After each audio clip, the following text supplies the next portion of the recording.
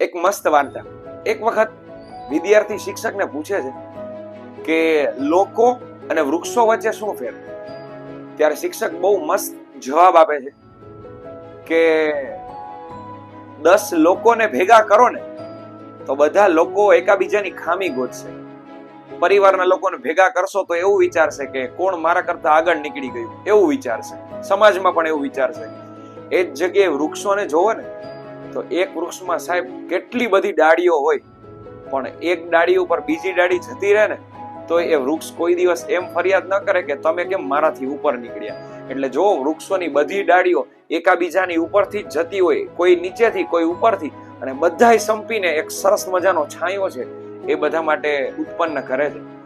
એટલે ખરેખર જીવન છે ને વૃક્ષો જેવું જીવવું જોઈએ, નહીં કે માણસો જે અત્યારે વિચારધારાથી જીવે છે એવું. સંપીને રહીએ અને મજા કરીએ. Thank you.